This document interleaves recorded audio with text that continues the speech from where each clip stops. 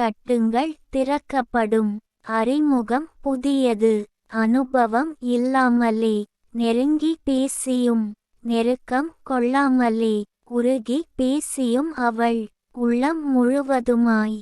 நான் கவராமலே இப்படி.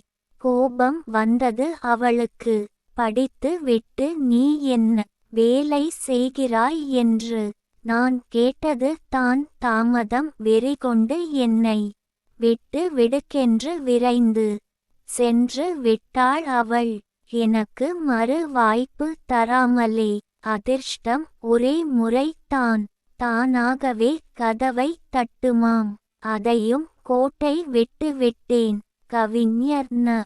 முருகேசன் ஓசூர். கவிதையை படியுங்கள், பாருங்கள். மறக்காமல் லைக், ஷேர், கமெண்ட் மற்றும் சப்ஸ்கிரைப் பண்ணுங்க.